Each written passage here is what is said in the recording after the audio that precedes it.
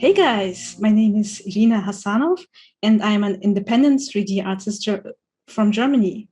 I hope you had a great GDC so far. It's Friday. And yeah, this is our panel, The Resilient Job Hunt, addressing the well of doubts. Did everyone click the red link? All right, then let's go. Now, you might wonder, why would someone like me, yeah, this would be me, make this panel? Because I actually don't have much experience in the games industry. And the truth is that it took me a while to graduate. First, I finished my Bachelor of Science, then I acquired my 3D diploma. And afterwards, as I graduated, the whole pandemic started. And to find a job in the games industry, it felt actually impossible, or at least it seemed this way. Mm, but even before that, it really sounded scary and stressful to apply. But in the end, it was so worth it. That's why I have put up this panel with 5 amazing individuals who do have jobs in the industry. They all work in different disciplines, but are connected through their passion and love for games and their openness and willingness to share. So that's just simply amazing.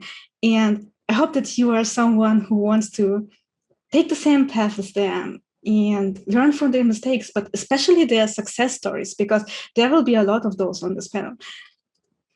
So, and if you are someone who already has a job in the industry, maybe you will feel inspired or something that they say resonates in you, and you maybe shared a similar experience. So we have prepared 6 relevant questions, and every new applicant should have when facing the well of doubts when it comes to applying into the games industry. So meanwhile, during our panel, feel free to ask questions in the chat and vote for your favorites. And so sit back and enjoy. Don't forget the questions. And let's welcome our panelists. Hey guys, please introduce your awesome selves. So let's start with Carlos. Hello, everyone.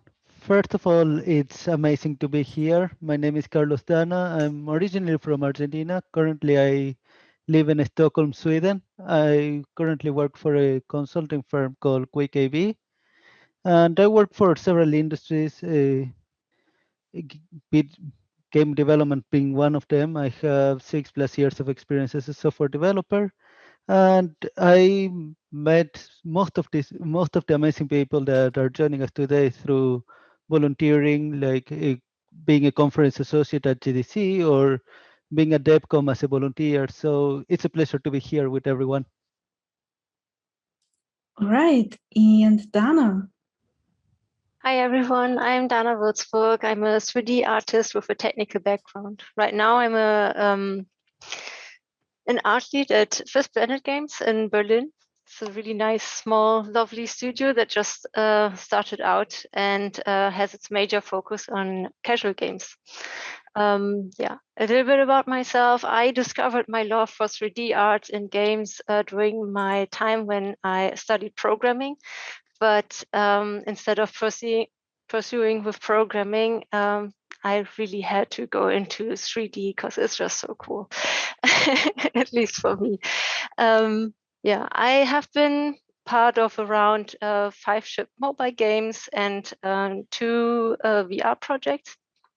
And for 3 years now, you can also find me on bigger game and art festivals in Europe. In there, I'm not only attending, but sometimes also helping as a volunteer. I'm also part of Women in Games, and if you ever come to Berlin, you will find me in several meetups in the Berlin community as well. Amazing. Jeremy. Hello, I'm Jeremy Leakus, technical producer at Cryptic Studios. Been making games for about 8 years now.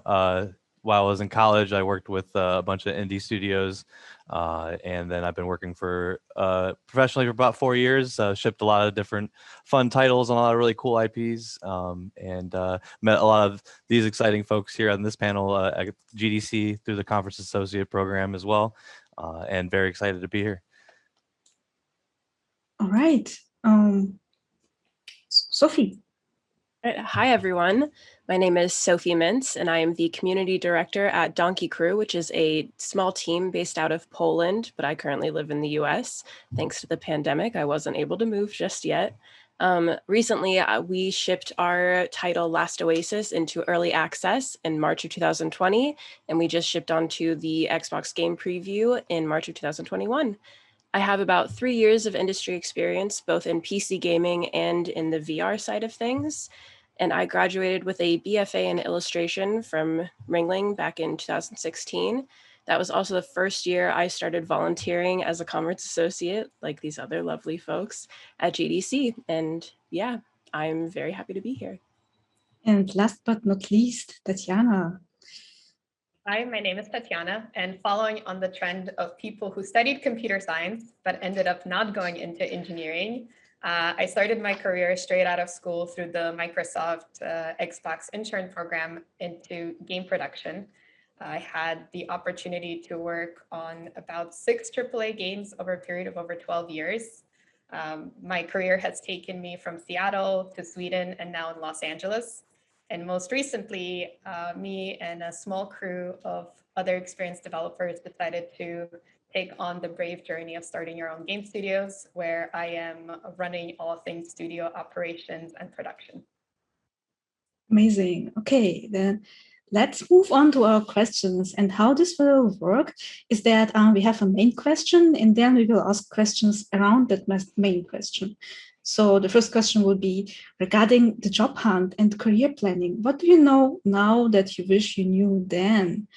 And Sophie, when I graduated, I couldn't find a job for 1 year. And does that happen often to other applicants? And is this considered normal? Definitely. So, like I said, I have a BFA in illustration, and now I do community.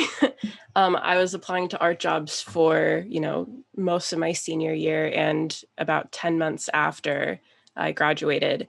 And I wasn't getting any interviews. I was only getting positive feedback on my portfolio, but no one really wanted to hire me. And that was okay. Like, I had the realization that, you know what, maybe art isn't what I want to pursue anyways. So I was working at a very small little coffee shop in my hometown. And then I moved to California without a plan in 2017 during GDC. Managed to land a contract gig at Google doing customer support. That taught me a lot of really great soft skills. And I eventually was like moving up within that contract role and doing other components of like QA with people, QAing people, and training new customer support agents. And during GDC 2018, I landed an interview with a small VR startup and I got the job. And that was my foot in the door breaking into games. And so I had a lot of, weird background stuff before I actually got into the industry. And that's really normal. There's plenty of people within games that have decades long careers doing something completely unrelated. Like I know someone who used to be a veterinarian and now works in games. So it's okay. Take your time. It's not a rush. The games industry will be here. So if you see something that could give you experience that you think will help you in the long term, then go for it. But don't feel bad if you're not immediately breaking in. Yeah, I think it's completely normal to do something else in the meantime. And yeah, Carlos, something that you wish you knew then. What is the tool that helped you the most to find a job? Yeah, so for me, it was LinkedIn more than anything. When I was doing my master's degree, one of the people that in the university that focuses on basically putting people into different companies recommended me start working on your LinkedIn early on your while you're doing your master's degree, and so I did. So every single project I worked, even if it was a game jam project or something completely unrelated to the game industry, I would put it on my on LinkedIn and just get there. Also, something I wish I knew back then, it was reach out to people. There are a lot of people in LinkedIn willing to lend a hand.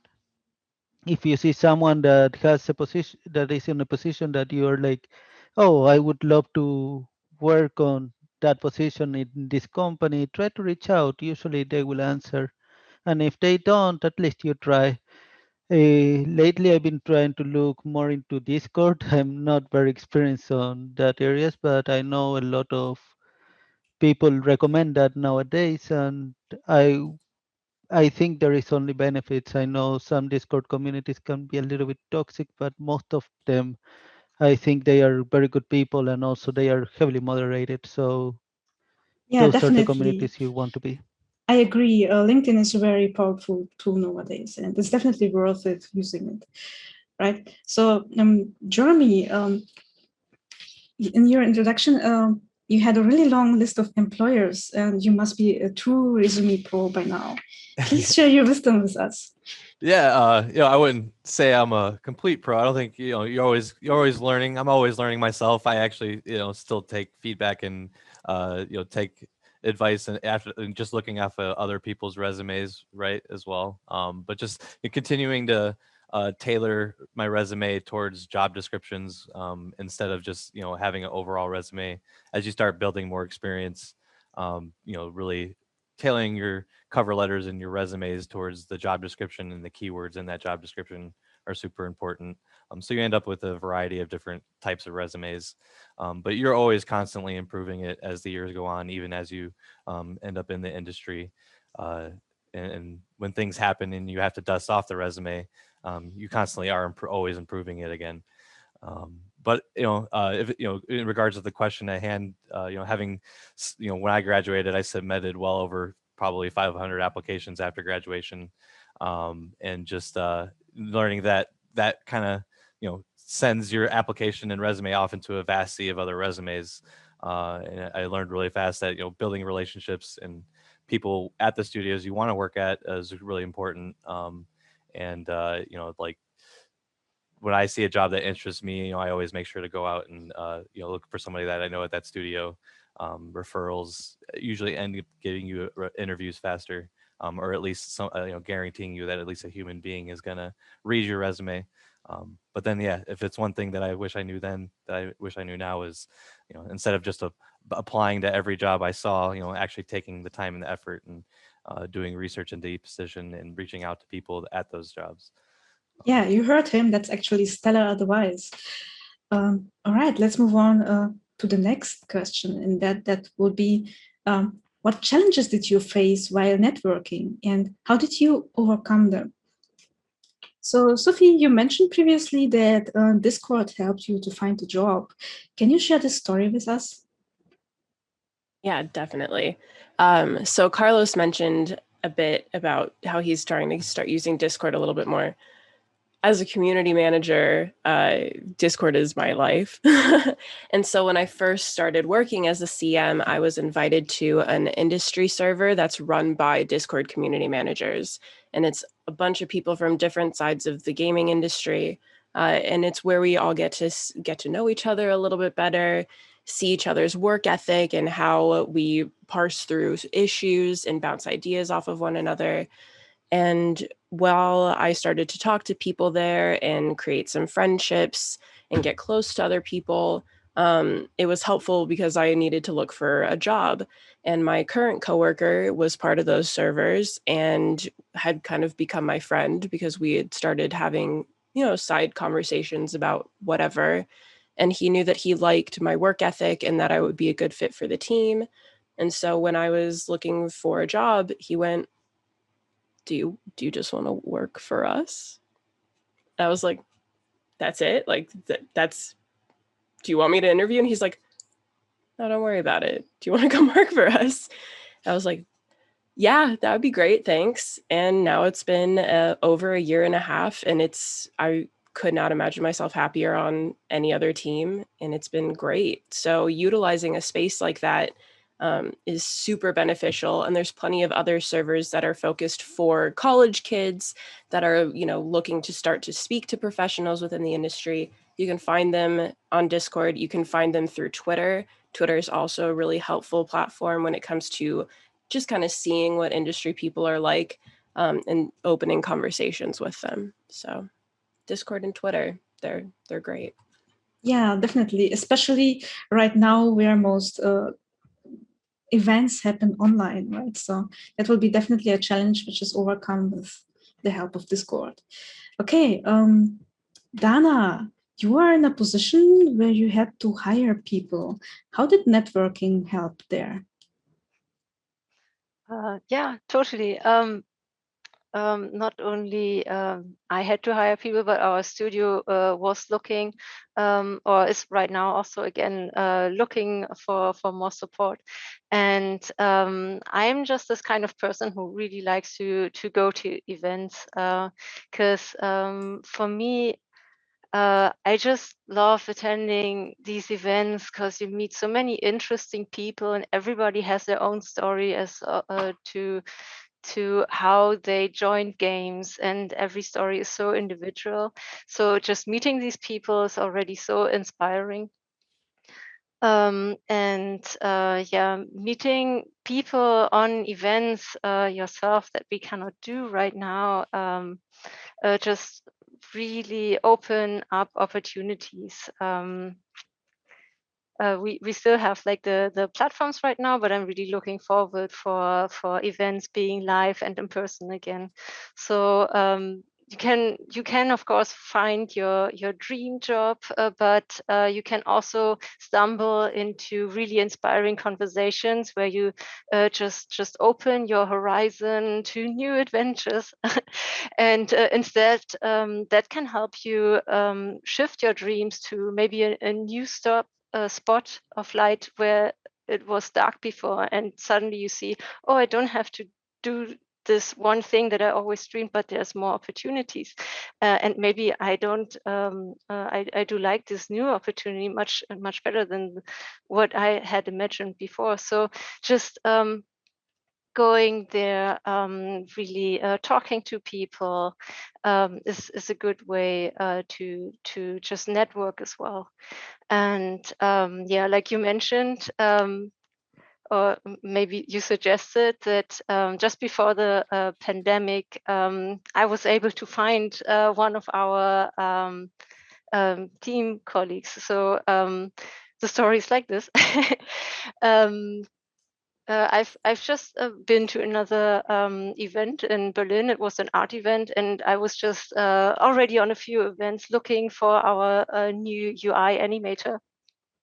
And I was just talking to a friend and just telling her I've been to this event and that event, and it's just no animators anywhere. And then she turns around and says, "Hey, look, my friend here is an animator and she's looking for a new job." And it's so easy sometimes to just accidentally stumble upon a new opportunity right there without even sometimes without even looking, because she was not going to this event to find a new job. She was just considering, and all of a sudden I was able to say something on an event I was never able before, something like, "I will hire you," and it became true in the end.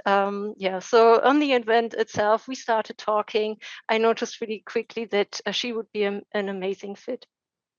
Yeah, Yes. that worked out really well for you, right? Yeah, but speaking of events, Jeremy, you were located in Wisconsin when you started your journey, right? Did it make things difficult when it comes to networking? Yeah, a little bit. You don't necessarily, when you think of video game development, Milwaukee, Wisconsin on the top of that list. And that definitely was a thought that crossed my mind. I moved to that location because of family. But after doing research, I found a good technical college where they had a game industry program where I got my programming and design degree. But I also utilized that opportunity to, branch out into areas where there was more of a game development community, like Madison, Wisconsin, and Chicago, which weren't too far, wasn't too far of a drive. Madison having Raven and PUBG and Epic and Bethesda, and Chicago has EA and Jackbox and Volition and Iron Galaxy, and so there's definitely gaming communities in there. Not so much in Milwaukee, but so just it was a lot of doing my research and homework and getting involved in the local community as much as possible in any events that I could attend.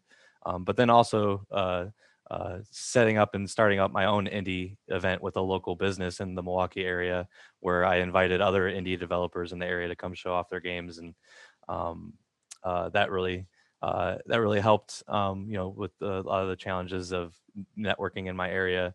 I even went as far as showing off one of our indie games in Indianapolis at Gen Con, driving all the way to Indianapolis from Wisconsin.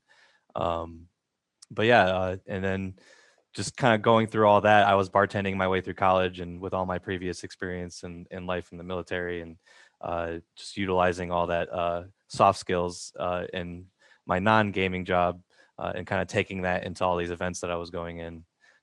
And then eventually that led me to getting accepted at the conference associate program at GDC, and the rest is history. Yeah, right. So when the event didn't come to you, you came to the event, and then at some point you just made an event yourself. That's really cool.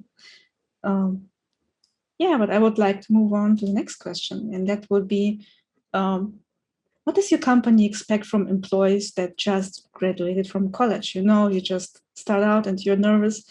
Yeah, Tatiana, you have now worked in a AAA company and founded your own indie studio.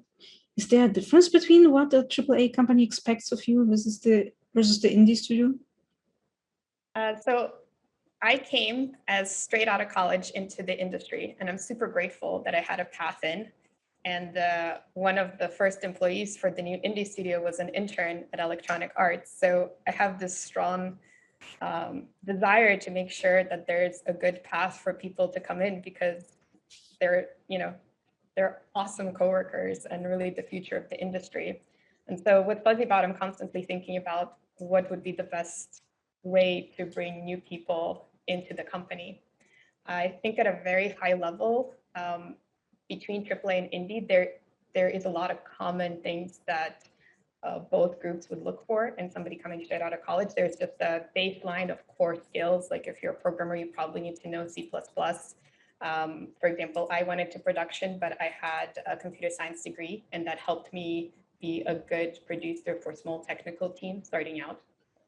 And I think experience working in groups is useful as well, because games is very much a team sport. And so being able to coordinate and make decisions with others and bounce off ideas is really useful. But at a very, very high level, what we always look for, myself and at Electronic Arts and all the other studios, is somebody that just has really high potential to grow and learn, and a willingness to put in that effort into learning. So we expect that anybody coming fresh from college or university into the games industry, we expect to invest in them, and that they don't know all of the things, and that it's going to be a journey together. And so there's already an expectation that will help you along the journey.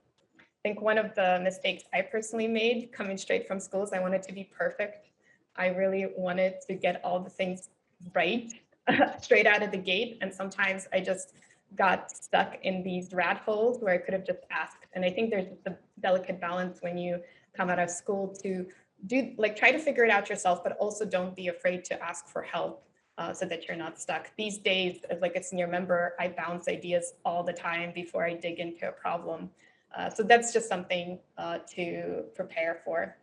The main difference between indie and AAA is really kind of your focus. So in an indie studio, we're a really small group of people, and all of us are expected to do a lot of different things outside of our core expertise.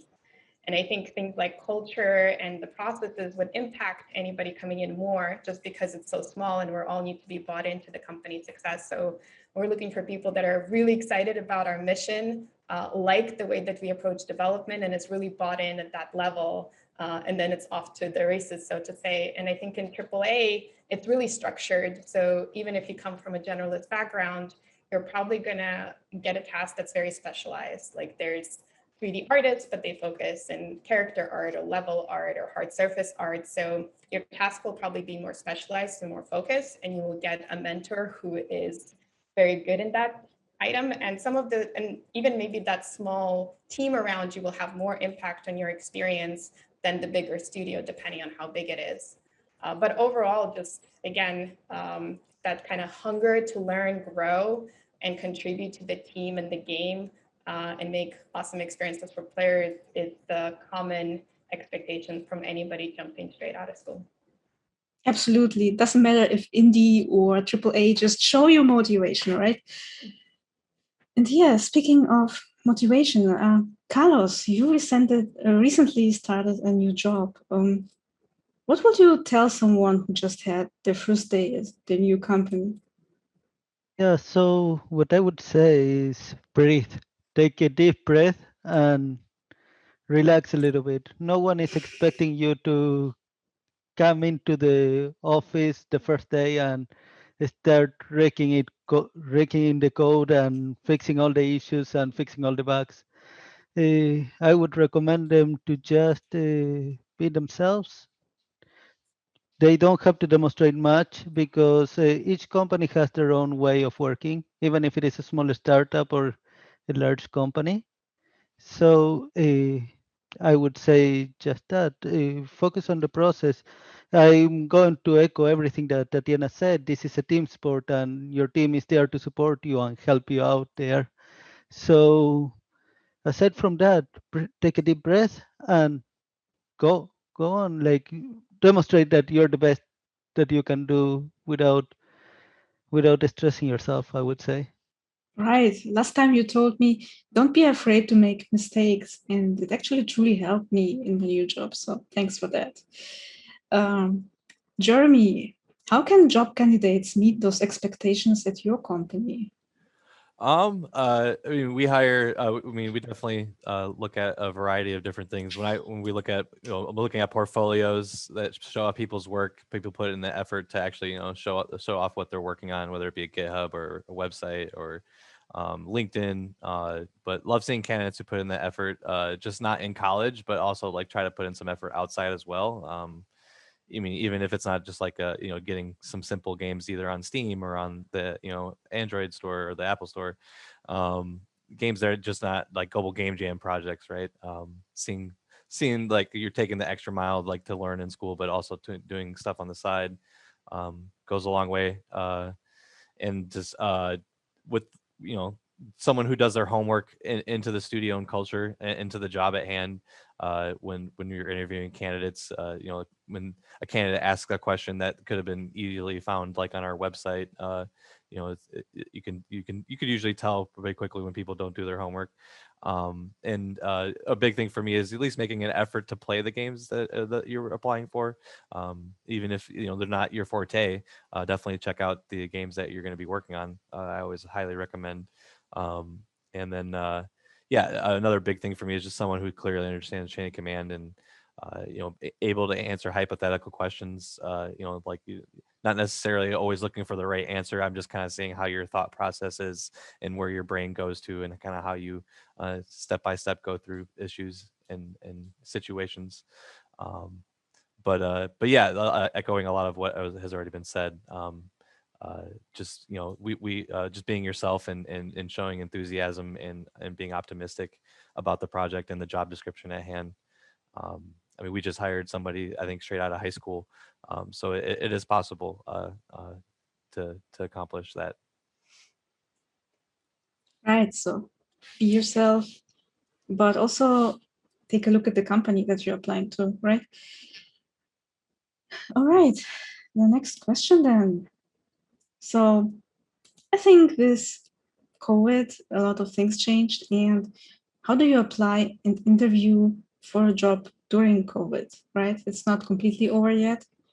So, Tatiana, you actually founded last year and you were brave enough to do this during a global pandemic. How did your applicants have to prepare for the application?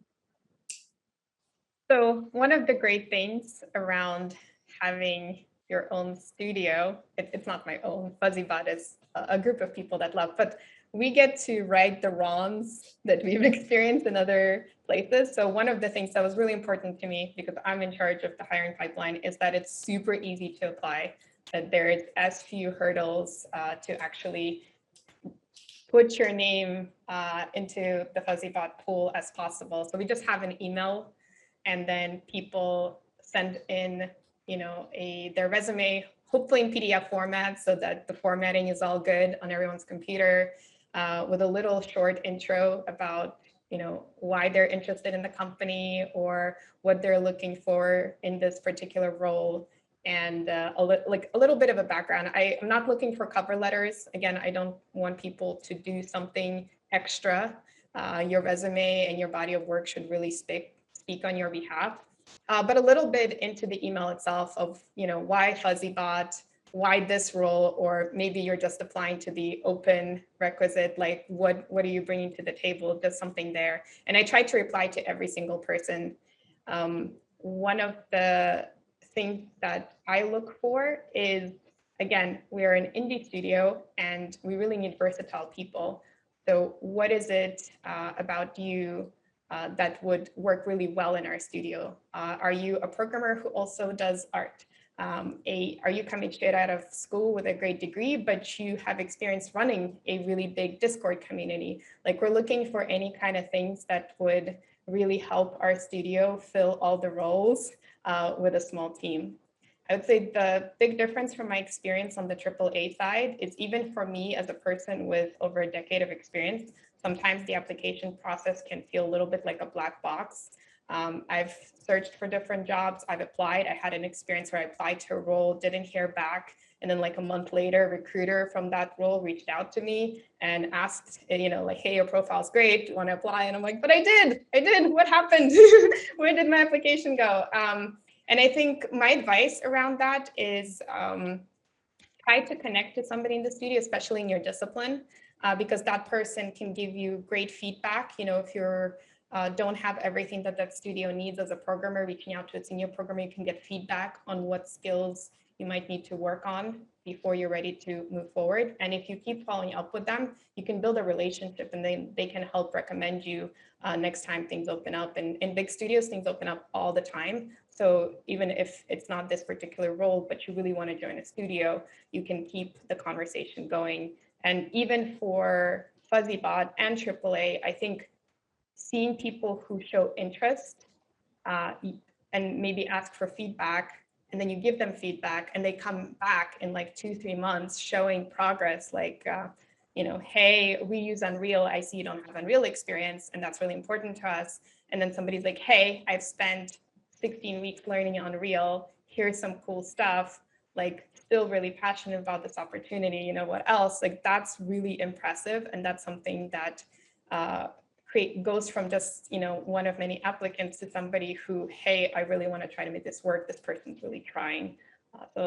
That's kind of been my experience. I'm really happy to be able to streamline the things with FuzzyBot that I had less control over at the previous studios. So to summarize, don't spend too much time on the cover letter. Better let your work speak for yourself, and just keep it up. Don't stop after one application. Keep working. Yep. Right. Dana, how about you? Is there a difference between what companies expected from employees before and after Corona? What stayed the same is basically everything that Tatiana just said and recommended. But something that does change right now is how we work. Since Corona, most of our team is working online.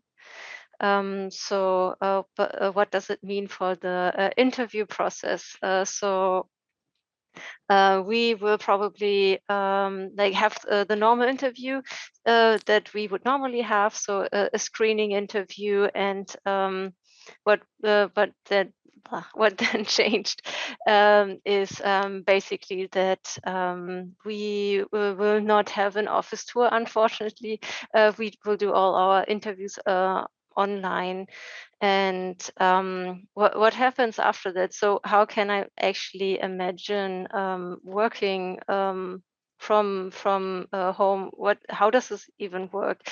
So we weren't really sure how that works before Corona, and we did make it work. And something that is always really important within game teams is that we have a constant feedback. Normally we would walk around desks and then just casually start walking. So talking.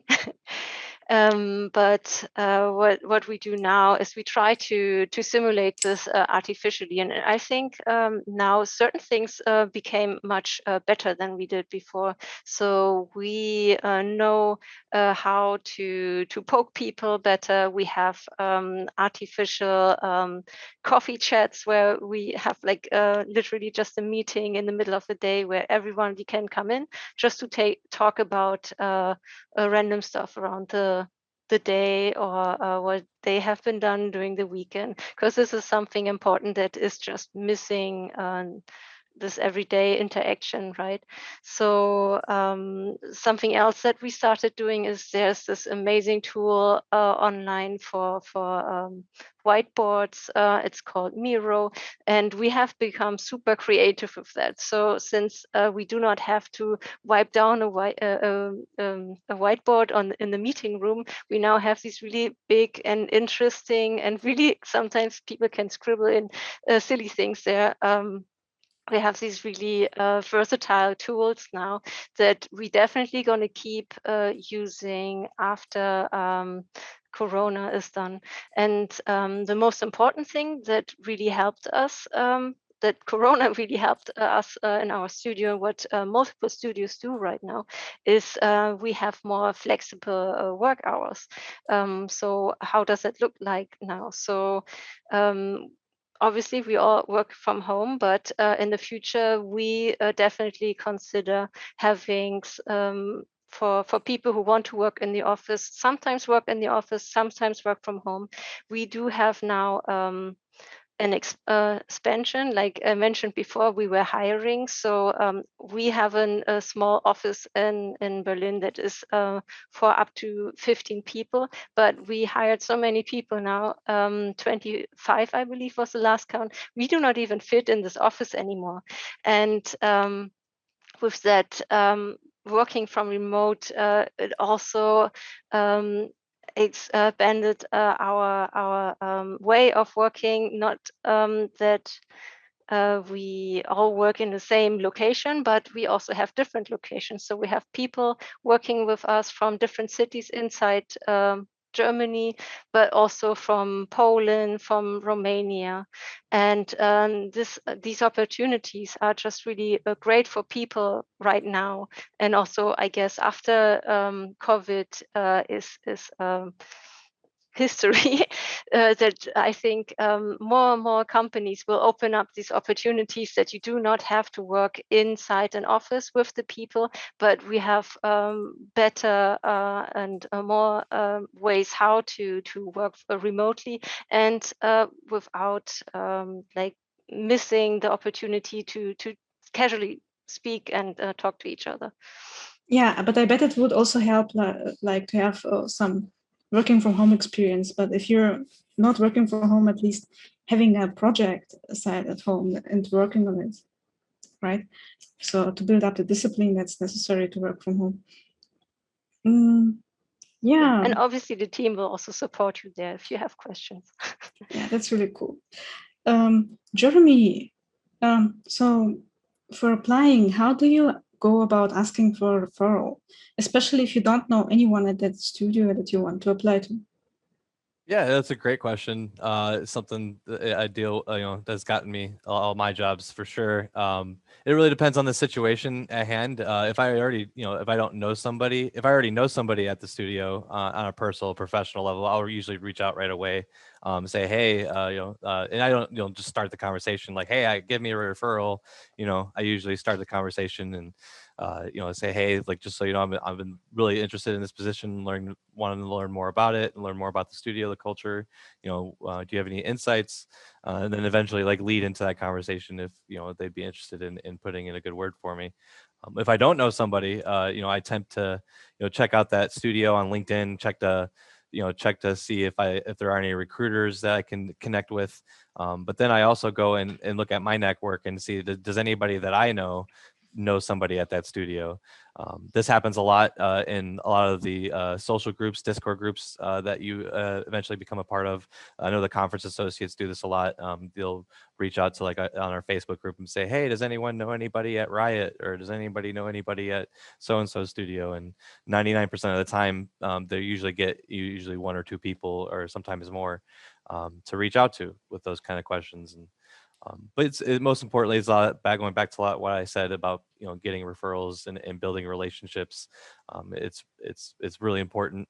Referrals, like I said, get you interviews. But at some point, you'll just have to apply and submit your application. Because you don't want to wait too long, right? But that also doesn't mean you shouldn't continue to follow up with the recruiters, continue following up with your friends at the studios, because referrals can still happen even after you submitted. If you feel that if you waited too long to submit, because there is sometimes a short window with job openings. Right. Yeah, you might be surprised how many people you know at the studio. Right. So, okay, then I would like to move on to the next question. And that would be, what is the one piece of practice advice you would give someone who really, really wants to join the games industry? And yeah, Carlos, you are a person with a plan, right? So you moved around a lot, and would you recommend the same path to others? I don't know if I would recommend it. That's why I took a moment. The reason why it's because it's complicated. You have to deal with it. If you move different countries, you have to deal with immigration, different culture.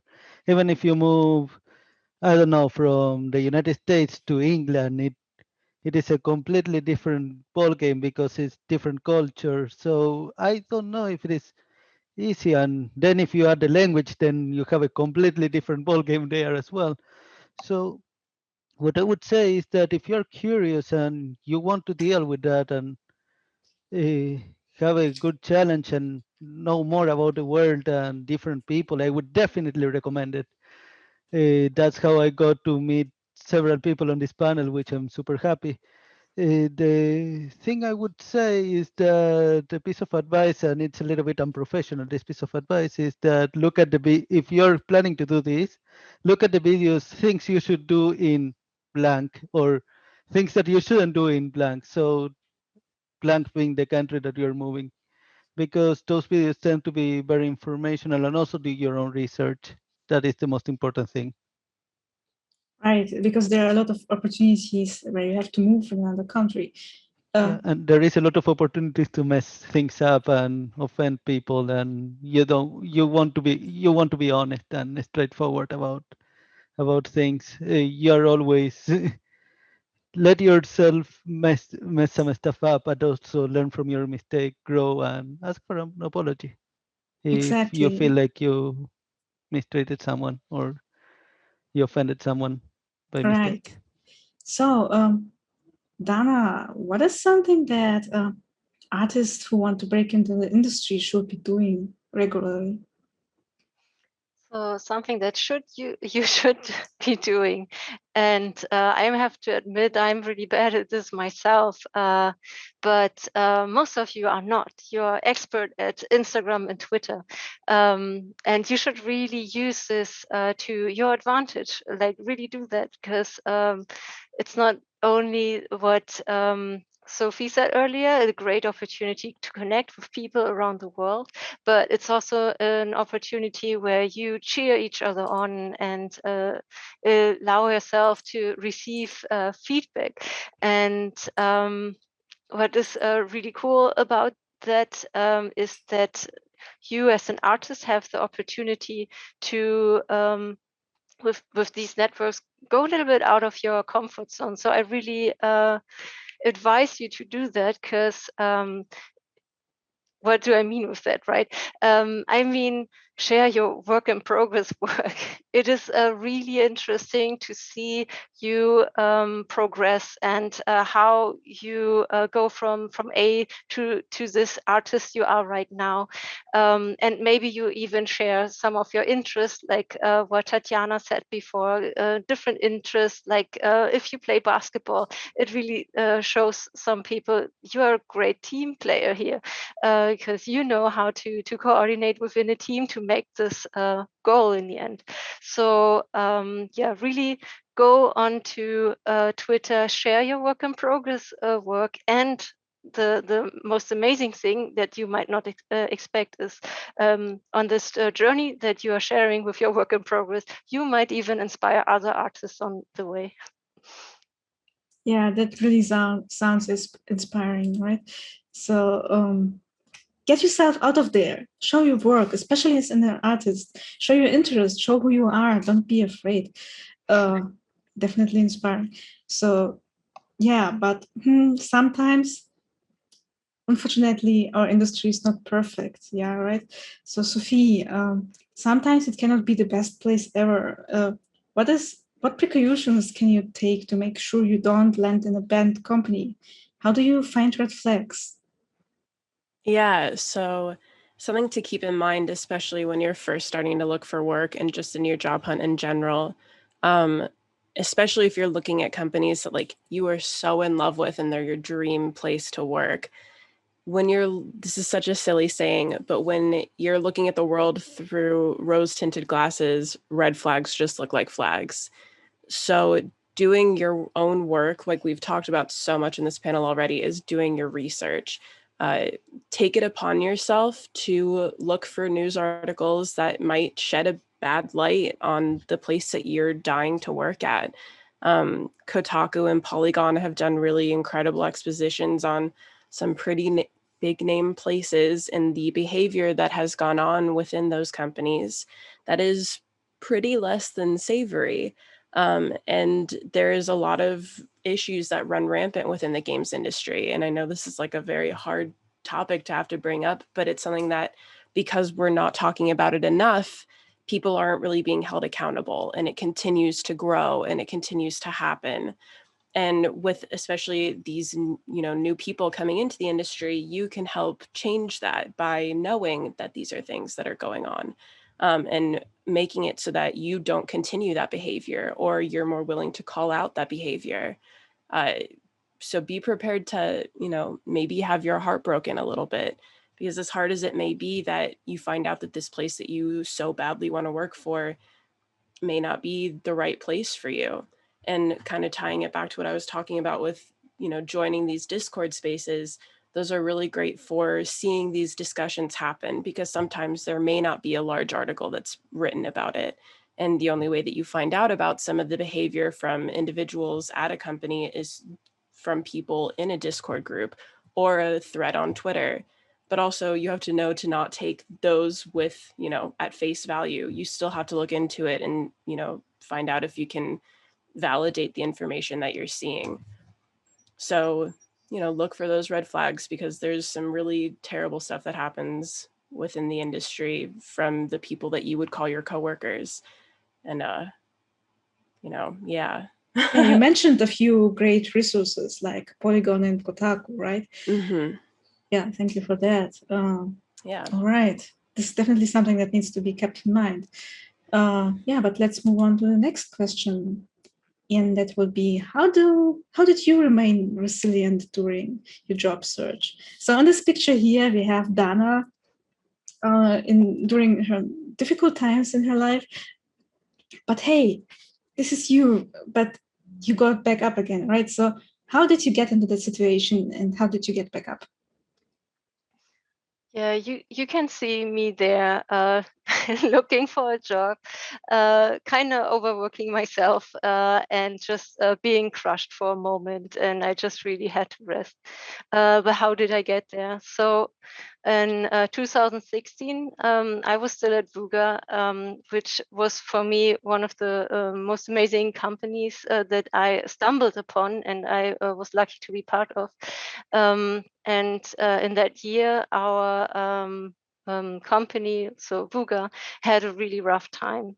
So it came that one day we were all called into a big auditorium by surprise, and we got the information that 20% of our people had to be laid off, and I was part of one of them, even though I worked for quite some time there, and this place really has grown to be a family. This was really a real shocking moment for me. This was just my second home, you could say. So luckily for me, just before that happened, I was already planning to have something like a sabbatical where I really wanted to expand my skills. I wanted to try something new. And with that in my head, I was really lucky to already have a plan planted into my head that I really wanted to succeed. The only thing that was missing was the new goal. Why was I doing this? I was not doing this for my old company, right? But what would be the new company be like? So one thing that I really wanted to try out was how would it be to become a 3D environment artist? So I was starting to look into what does this actually mean to be a 3D environment artist? What does it mean for job-wise? So I was looking into job AdWords. What would certain companies need to see in a person who has this expertise, and so I was sitting down, looking at new software that I could learn. I trained a few more skills. Then after a year, this was my time frame. I really wanted to go deep into the job hunt. So I did that, and I did not get a job in the game industry.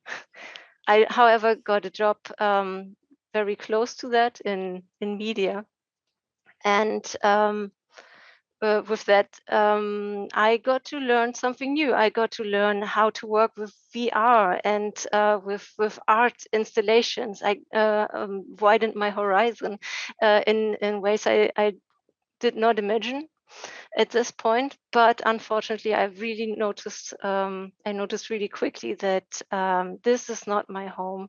This is not my people. So I decided for myself, okay, I was not good enough the first time. Let's keep trying. And so I was working this a 40-hour job still. And I was also throwing myself into workshops, online schooling, and whatnot. And what did that to me is what you can see here on this picture. And what I want to tell you with that is this is not the way to go. You should really rest up at some point and really grant yourself the time you need to be yourself, be a person. After that, I did take some time. I actually took a whole month off and did my favorite thing. I went to events again in a beautiful location. I had some rest, and shortly after that, that was now 2 years after I was laid off, all of a sudden there are 3 job offers waiting for me. And I was wondering, where have they been all those times? I was looking for almost 2 years now, and nothing happened. But something, and this is the second lesson I have to tell you, is that it is not always on you who has to work hard to get the job. Sometimes it's also the industry that happens to not look for a job right now, but they sometimes happen to look for you, and then suddenly everybody at the same time. So don't be hard on yourself. Take the time you need to rest, and sometimes it's just unfortunately a waiting game. Yeah, but you did it, and that's the most important thing. Work hard, but also take your time to rest, right? So Jeremy, something similar actually happened to you, right? So you worked at Telltale Games when the studio closed down. How did you stay resilient during these difficult times? Yeah, it was a tough time, a very similar experience. It was heartbreaking. We're one big, huge family at Telltale. It felt like, I was being separated from my brothers and sisters, but it was kind of just that helped me remain resilient. My Telltale family, we all banded together, we all helped each other. The industry at large, once news broke out, really reached out and helped support all that networking I had done, at GDC, being a conference associate, and all the the networking I'd done at other events prior to that really paid off. I had people reaching out to me, that were worried. But even though I still had all that, it still was a huge journey getting back into the industry. I was still unemployed for 2 months. I was online every day looking and applying and networking with referrals. But then again, somebody I knew at Telltale introduced me to somebody at Warner Brothers, and that's how I got the contract at Warner Brothers. But then Cryptic reached out to me from a recruiter that I actually knew years prior through Magic Leap. So you never know what could happen. You could be talking to somebody today that might be interviewing you 5 years from now. So just remaining, above all, remain humble, remain positive and optimistic, and just keep building on those relationships.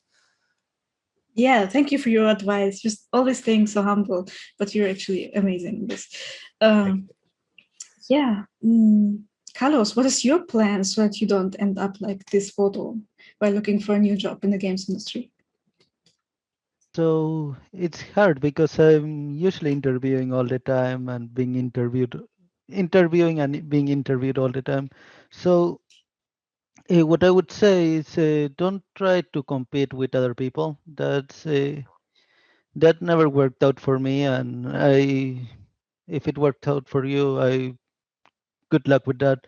The reason why I say this is because one time I was interviewing for a position, and basically I wasn't chosen for that position, and later I learned that I was the second option, and the first option some people handed me the CV. I managed to get the CV of the guy who actually got that position, and really when I compared myself to that guy, he was a much better fit for that position. So the reason why I say this is like, if I were to be honest, he was definitely much more experienced. He fitted the job right away, and multiple times it's not that you weren't good enough, it's because someone was better. And what you have to do is not to compare yourself with other people, is compare yourself to who you've been yesterday.